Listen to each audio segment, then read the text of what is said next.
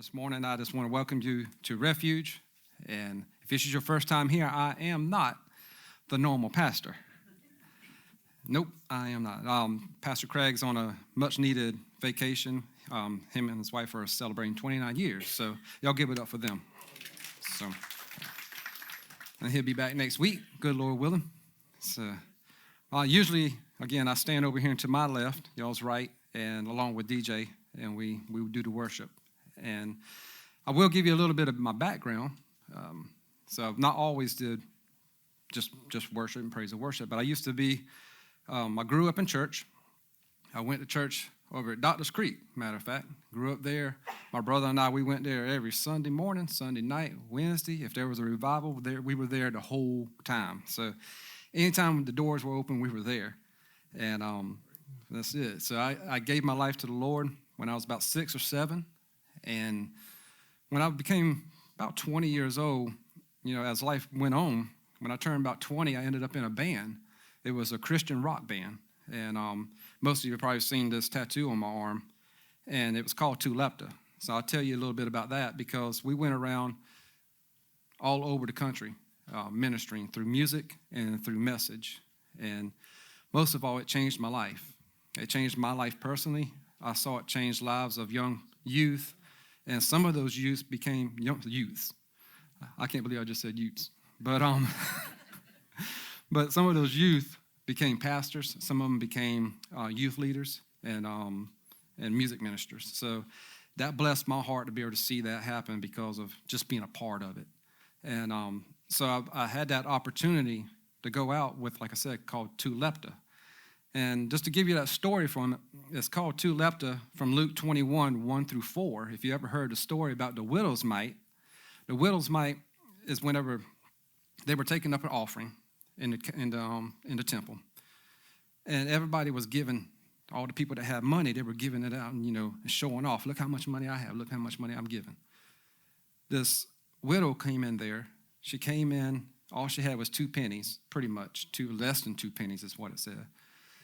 2 mites. And at the bottom it said, Greek word for that was Tulepta.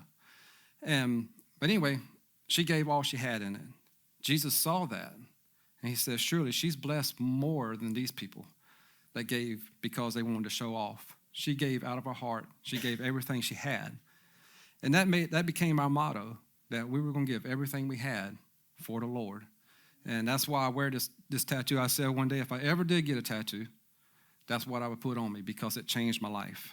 And I wanted to be able to share it. And the thing about it is it's great because if somebody sees it, they're like, what in the world does that say on your arm? And it gives me an opportunity to minister to them. So that's why I wear that on my arm, and that's why I do that now. So, but this morning, we have another message, a message that was given to me a while back. And so as I do this message, I will read some of the verses, and this morning we're going to just let the Lord lead it. So as we move forward, this message is called Get Out of the Boat. Initially, I wanted to be able to have a boat sitting here in front, which would have been cool. I've been able to stand, or at least have a boat up here and I could stand in. That would have been cool. But it didn't happen. Maybe next time. So I have to come up with some other message for next time. Maybe something about a Ferrari or something. But today we're talking about getting out of the boat, and that comes from Matthew 14, 22 through 33. And if you know any of this story, I'm going to read the whole verse, but just understand that prior to them getting into the boat, they just fed 5,000. It says 5,000 men, so I'm sure it's probably way more than that. So it was a lot of people. They just got finished ministering to these people. So let's continue with it. It says in verse 22, immediately Jesus made the disciples get into the boat and go ahead of him to the other side while he dismissed the crowd. After he had dismissed them, he went up to the mountainside by himself to pray. Later that night, he was there alone, and the boat was already a considerable distance away from the land, buffed by the waves, and because of the wind was against it. Shortly before dawn, Jesus went out to them walking on the lake. When the disciples saw him walking on the lake, they were terrified. "It's a ghost," they said, and cried out in fear. But Jesus immediately said to them, "Take courage, it is I. Don't be afraid." "Lord, if it's you," Peter replied, "tell me to come to you on the water." "Come," he said. Then Peter got out of the boat, walked on the water, and came towards Jesus. But when he saw the wind, he was afraid, and beginning to sink, cried out, "Lord, save me." Immediately Jesus reached out his hand and caught him.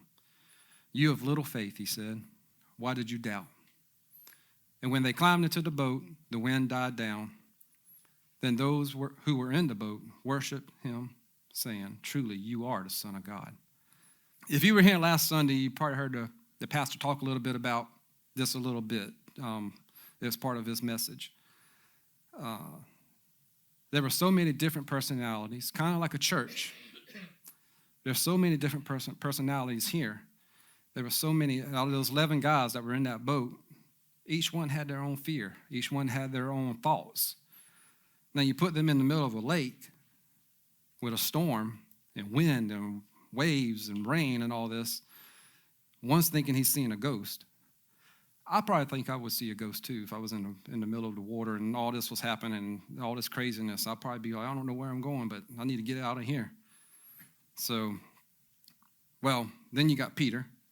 Peter's the one that later on he denies Christ, that he knew Christ 3 times, if you know that story. That's a whole nother message, but it's a big plan. There's a big plan for him. Now, let's pause there for a second so you can kind of see what my mind sees when I'm reading this verse. When he starts to sink, was it a slow sink?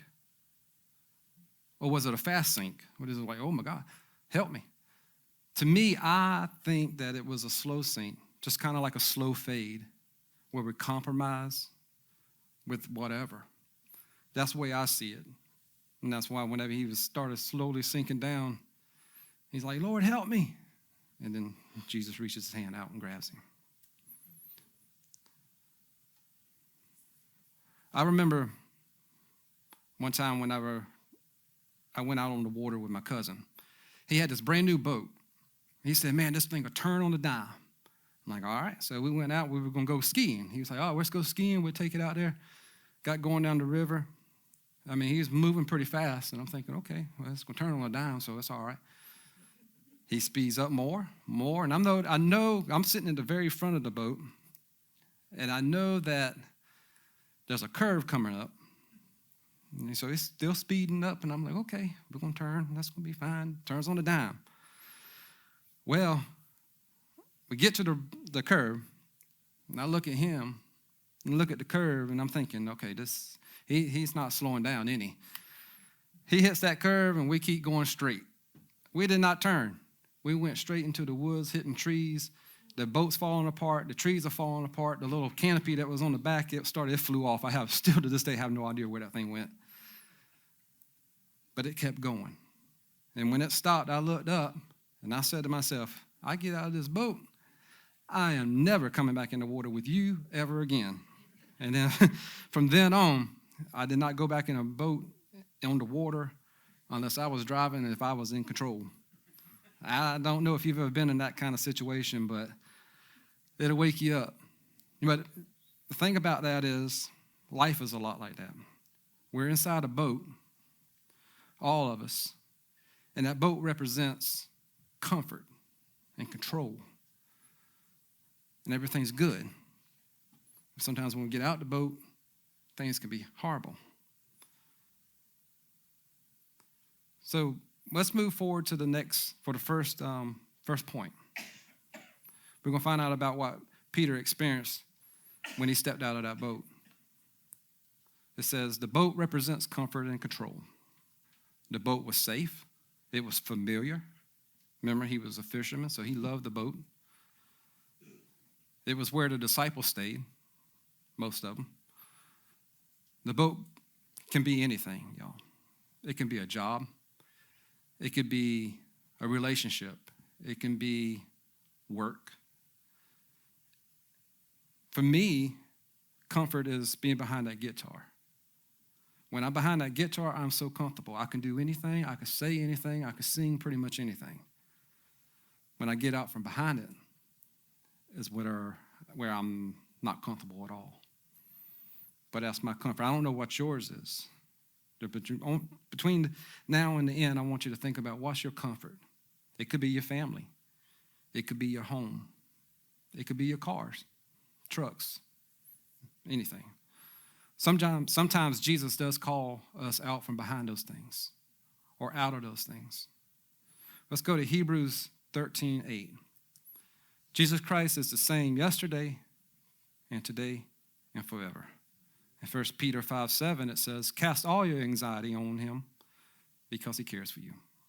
I chose those two verses for this because when you think of comfort and control, we should think of Jesus. Because Jesus is our comfort. Jesus is our control.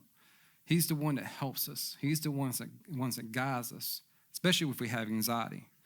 He's the one that brings us down and calms us down.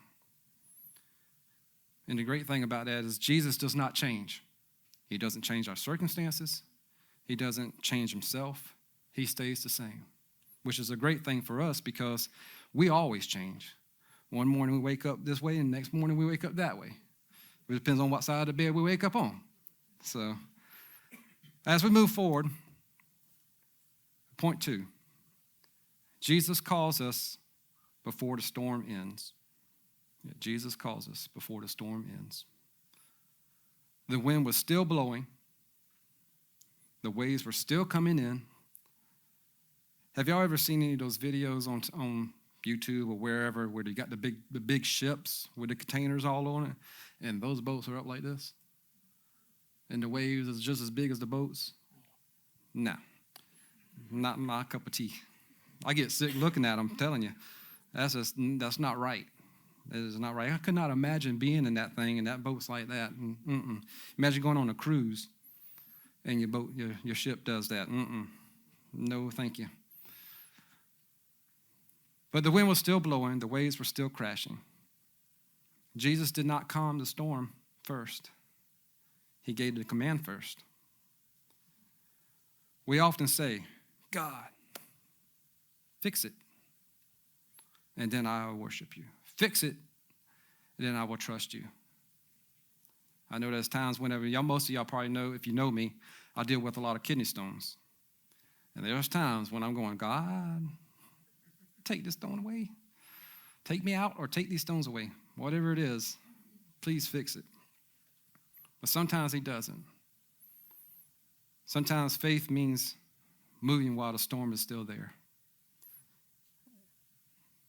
1 Samuel 17, 48 through 49, it says, as the Philistine moved closer to attack him, David ran quickly toward the battle line to meet him. Reaching into his bag and taking out a stone, he slung it, and it struck the Philistine on the forehead. The stone sank deep into his forehead, and he fell face down on the ground. Most of you know the story of David and Goliath, the big giant and the little man, or the little boy at that time. David and Goliath, if you know any of that story, you know that God did not move the giant. He did not take the giant out. There was a reason, and there was a plan. Joseph and his brothers. He didn't stop the brothers from selling Joseph. There was a plan. As we go to Genesis 37, 27 through 28, it says, come and let's sell him to the Ishmaelites and not lay our hands on him. For he is our brother, our own flesh. And his brothers listened to him. Then some Midianites, I can't say that word right, Midianites, traitors, they passed by, so they pulled him out and lifted Joseph out of the pit and sold him to the Ishmaelites for 20 shekels of silver. So they brought brought Joseph up to Egypt. Now, if you know any of that story, you know what happened there. It was a great story. God had a plan. Sometimes our plans are hard to see, especially when we look at them. All we can see is what's in front of us. We can't see what's ahead of us, the future, what God has planned for us. In Romans 8:28, it says, and we know that in all things God works for the good of those who love him, who have been called according to his purpose. If you've been called for his purpose, if you've been called, if God has actually called you to go and do something, he's going to provide. He's going to give you everything you need. But he's not going to make you do it. He's not going to make me get from behind that guitar. He's going to just say, hey, are you willing? Will you come? Will you get out of the boat? Point 3, faith requires movement. Simple. Peter he didn't just believe. He stepped out. The miracle didn't start in the boat. It did not start there. It started when he decided to move. It started when his foot crossed the side of the boat and he hit that water. Faith is not just a feeling. It's obedience in motion. So I picked a few verses here that I wanted to read because of faith and how faith played in this whole story. Hebrews 11:1. It says, faith is the assurance of things hoped for, the proof of things we do not see. Hebrews 11:6. Without faith, we cannot please God. Anyone who comes to him must believe he is real and rewards those who look for him. 2 Corinthians 5:7, it says, we live by believing that we do not see what we do not see, not by what our eyes can see. Matthew 17:20. If your faith is as small as a mustard seed, you can tell a mountain to move, and it will move. I don't know if you've ever seen a mustard seed. It's real small. So, Mark 11:24. Whatever you ask for in prayer, believe that you have it already, and it will be yours. Then Ephesians 2:8 through 9. You are saved by God's grace through faith. It is not something you did yourself. It is God's free gift. Where's your faith at today? Is your faith in your boat? Is your faith in your work? Is your faith in your family? If all that was gone tomorrow, would you still have your faith? Point 4, storms will come even when you're obeying. This is the hardest one because you're thinking, even when I'm obeying, even when I'm doing what you call me to do, even when I'm doing what you asked me to do, why is there a storm, Lord? Let's go back to the first verse. They just got finished feeding 5,000 people. Ministry, witnessing, talking to these people. Peter and the disciples, every one of them, part of that. Next thing you know, they're out there on the water and there's a big storm and water and waves and all rain and all that stuff. People seeing ghosts, all kinds of stuff going on. Well, even when you're obeying. Peter was doing exactly what Jesus said, and he still faced the waves. Following Jesus doesn't mean it's an easy road. Matthew 7:13-14.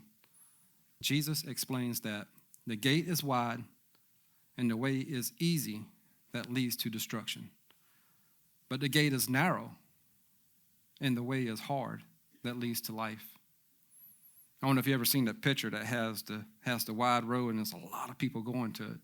But you got the little narrow road and it's just a few people. Life is like that. The easy things are easy to do. The hard thing is a lot of people doing it. You know, it's just a few people. I mentioned this earlier in the early service. It's like a diet.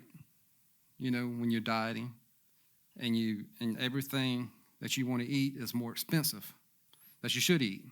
Everything you don't want to eat, like Little Debbie's, they're not expensive. They're easy to pay for. They're cheaper and they're better. Don't taste like dirt. But It's just crazy how all that works together.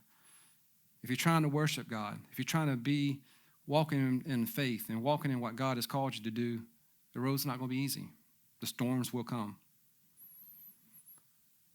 Whether it's a small storm, a big storm, they all will come.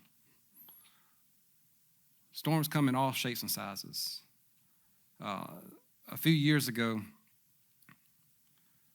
I had one of the hardest times of my life. I faced one of the hardest days in my life. And I didn't know what I was going to do. I had faith. And I remember there was times when I was thinking, where are you, God? Where are you right now? And that was a big storm. And soon, as the storm came, like I said, I found myself lost for a little while. I didn't know what to do. But I did know this. What little bit of faith I did have was leading me to get out of that boat and continue to walk on the water. John 16:33, it says, I have told you these things so that in me you may have peace. In this world you will have trouble, but take heart, I have overcome the world.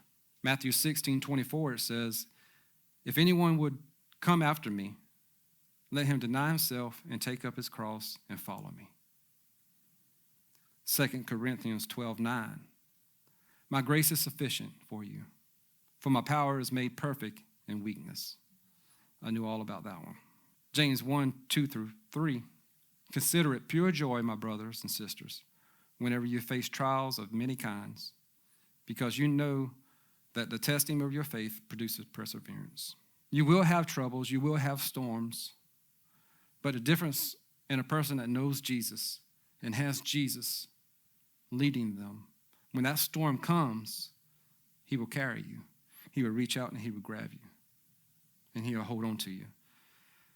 But if you're a person that does not know Jesus, and that storm comes, what do? You have nothing to lean on.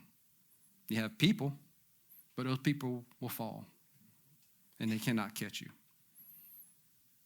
As we move on to our last point for today, Jesus is always close enough to catch you. Jesus is always close enough to catch you. Peter began to sink. Remember, slow fade? And he cried out, Lord, save me. And immediately, Jesus reached out his hand. Y'all remember that? Let's think about that for a second. He said, Lord, save me. And Jesus immediately reached out his hands. He didn't go, you know later on you're going to deny me, and maybe I should let you go under a little bit longer. No, he didn't. He didn't. He reached out because he loves us. And that's the great thing about this whole story. The whole storm coming. The whole thing of Peter getting out on the boat and walking on the water. That storm came. It didn't matter. You know why? Because Jesus was going to be there. And that's where it is today. Nothing has changed. Jesus hasn't changed. God hasn't changed. We have changed. But even when our faith is weak, Jesus is strong. And again, you may stumble. I stumble. But you won't be abandoned. You won't be left alone. John 14:18, it says, I will not leave you as orphans. I will come to you. Matthew 28:20, and surely I am with you always, to the very end of the age. Deuteronomy 31:6, it says, be strong and courageous. Do not be afraid or terrified because of them, for the Lord your God goes with you, and he will never leave you nor forsake you. Faith begins where comfort ends. One of the hardest part of it. Where the comfort ends, Where the storms are there, faith begins there. If you wait for the storm to stop, you may never step out of the boat. You may be thinking, well, you don't know what I'm dealing with. You don't know that I've dealt with cancer. You don't know that I've had to deal with my family being broken up. You don't know that kind of stuff, Jason. I don't. But he does. And he loves you.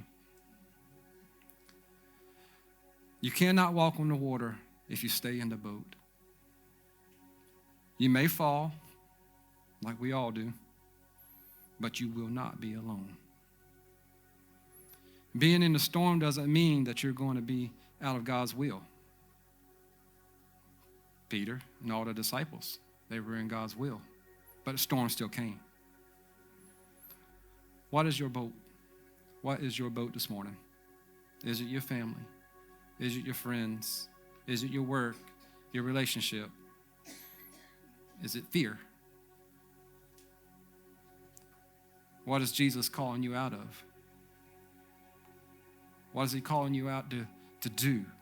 What is he calling you into? What step of faith have you been avoiding? And this morning, he might be calling you to make a decision to follow him.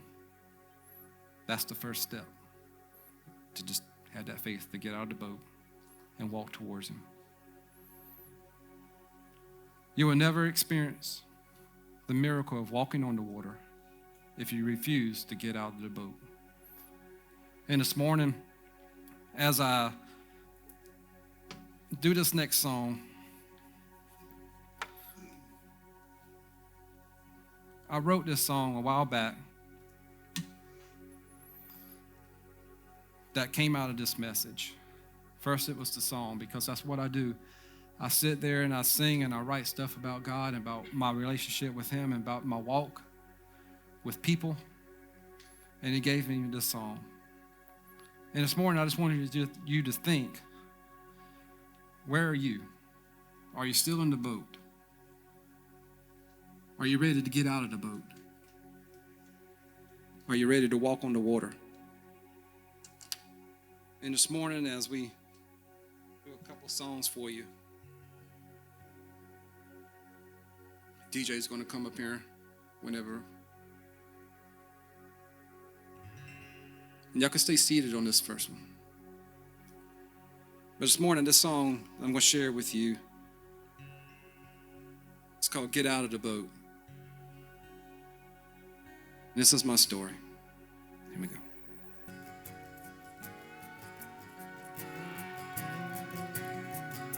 I thought I had it all, and everything was all right.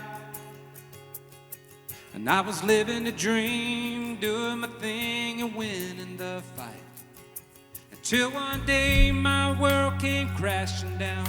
The faith I had was nowhere to be found. Scared and living in fear, but from the other side all I could hear: get out of the boat, walk on water, live your faith in the hands of the Father. No turning back, no running away.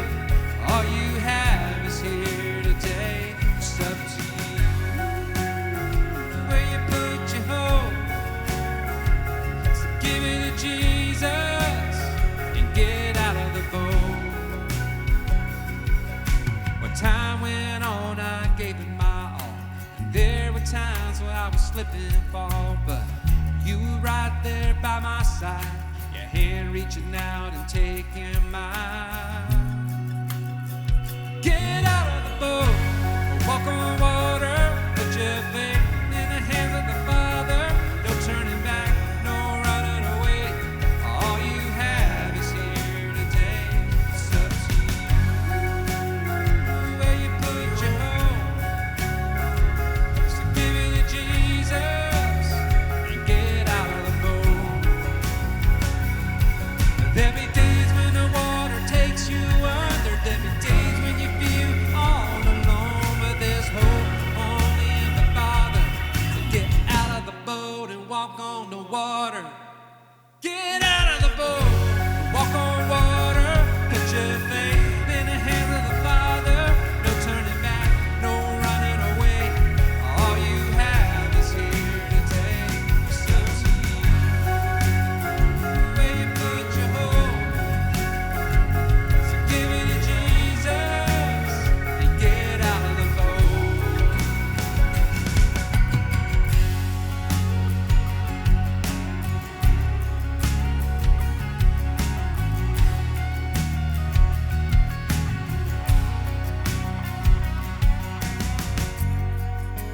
Father God, Lord, we love you and we thank you for this day.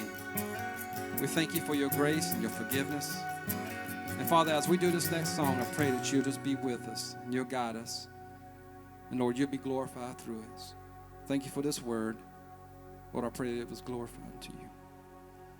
Amen. Y'all can get out of those seats. We can continue to worship and praise our God.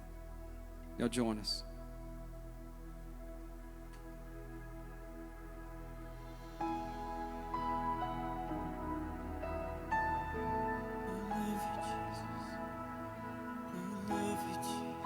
This altar is open for you as well.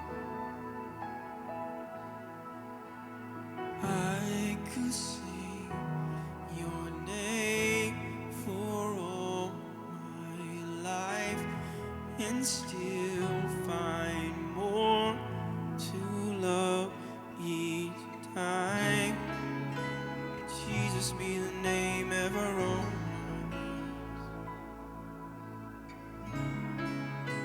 Sweeter every time that I call.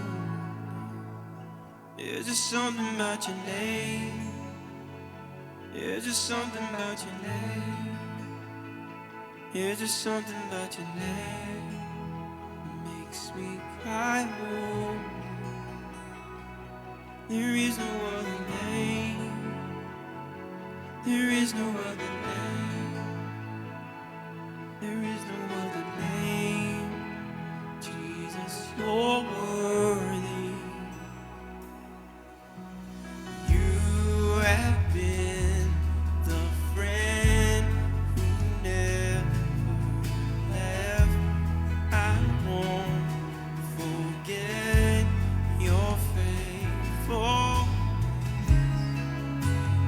Jesus be the name ever on.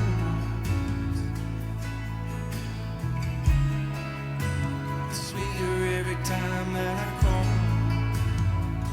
There's just something about your name. There's just something about your name. There's just something about your name that makes me cry. Oh, there is no other name. There is no other name. There is no other name. Jesus, you're worthy. There's something about your name. There's just something about your name. There's just something about your name that makes me cry. Holy. There is no other name. There is no other name. There is no other name. Jesus, you're worthy. Yeah. There's nobody like Jesus. He sits on the throne, and he's worthy of everything and all the things. Praise. Oh, oh, oh, Jesus. No one like you. Jesus, your name is like the morning light, the one the darkness can't deny, the resurrection and the light. Jesus, Jesus, your name can save, your name can heal, your name can make that storm be still. You never fail, you never will. Jesus, Jesus, the bread of life broken for us, the wounded and the worthy one, the first and last is soon to come. Jesus, Jesus, the King who overwhelmed the great, the Lord who will forever reign, the name above all other names. Jesus, Jesus be the name. Jesus be the name. Oh, Jesus be the name. He gets all the glory. Jesus be the name. Oh,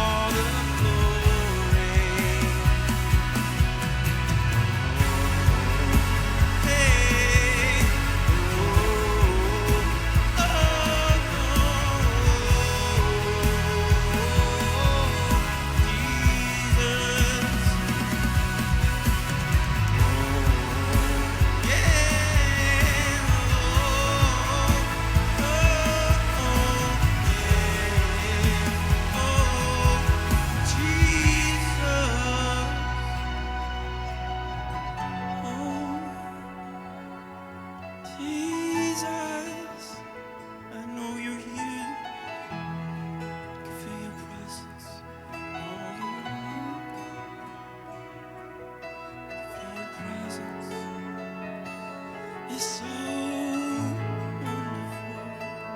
It's so beautiful.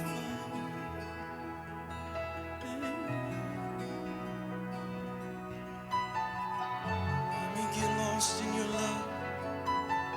Let me get lost in your spirit. Let me get lost in everything you are. I can't deny what I feel because I know it's real. Oh, yeah.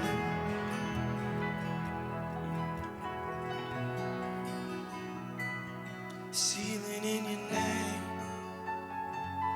Sealing in your name.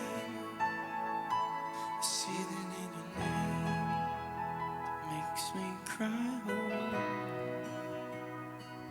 There's freedom in your name. There's freedom in your name. Oh, there's freedom in your name. It makes me cry. Oh, there's salvation in your name.